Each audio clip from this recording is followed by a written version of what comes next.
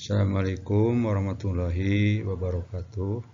Perkenalkan, nama saya Asep Salehudin, CGP Angkatan 4, Kabupaten Bandung Barat.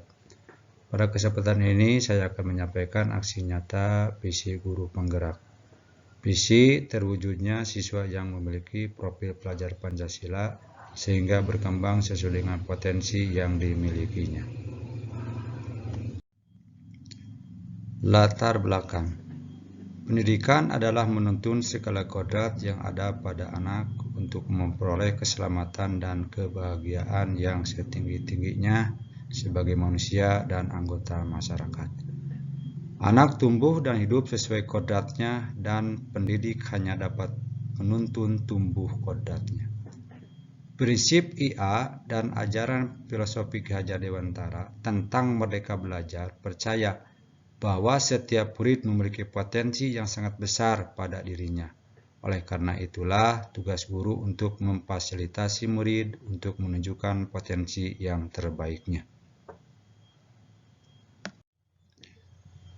Tujuan yang pertama, mewujudkan profil pelajar Pancasila.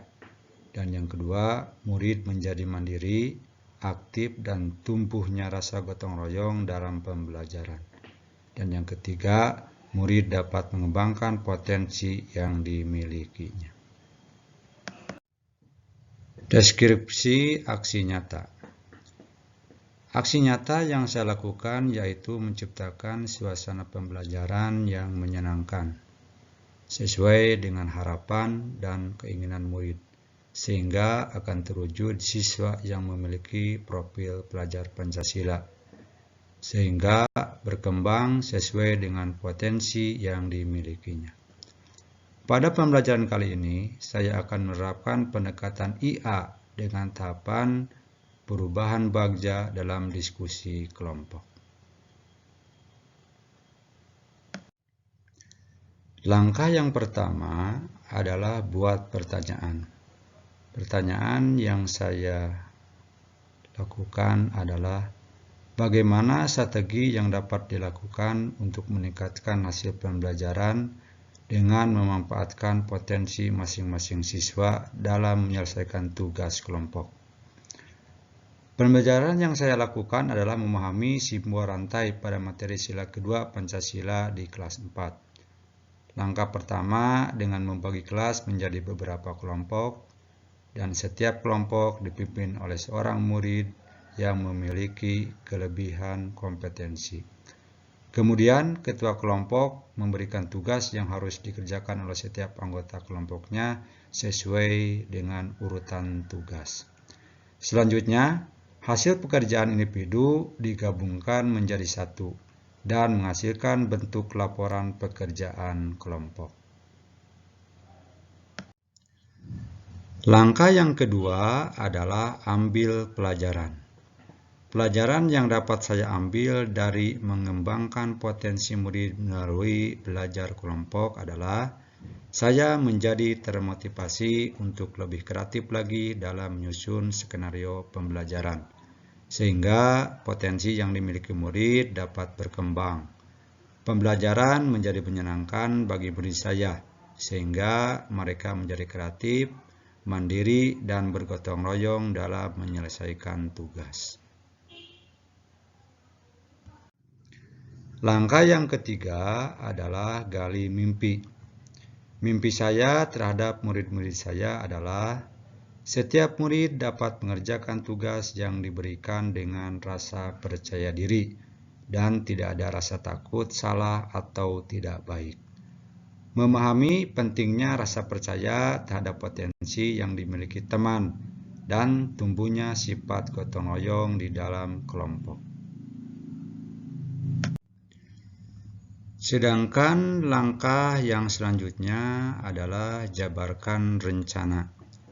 Rencana yang saya akan buat untuk anak-anak saya adalah yang pertama, menunjuk siswa yang mempunyai potensi lebih untuk membimbing teman-temannya yang masih kurang memahami dalam menyelesaikan tugas kelompok.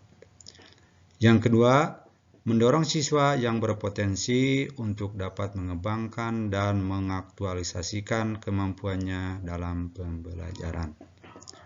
Yang selanjutnya, merancang tugas kelompok yang dikerjakan di rumah agar mereka bisa memanfaatkan lingkungan sekitar sebagai media pembelajaran. Dan yang terakhir, mengadakan refleksi.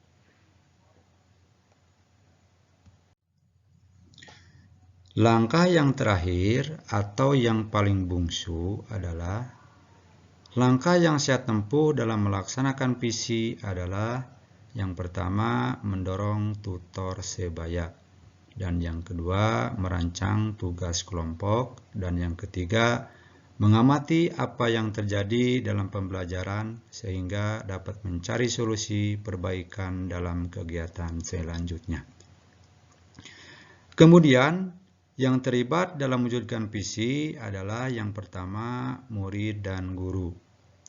Yang kedua, teman sejawat dan kepala sekolah.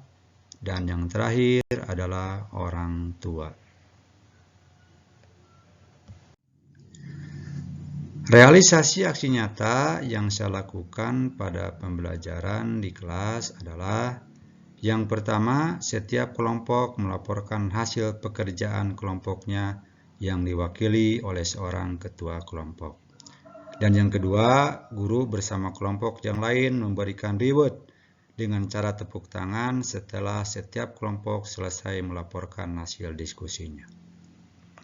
Dan yang terakhir, guru bersama murid membuat refleksi mengenai proses pembelajaran untuk dijadikan bahan perbaikan dalam pelaksanaan pembelajaran selanjutnya. Mungkin hanya sekian aksi nyata yang saya lakukan pada pembelajaran kali ini.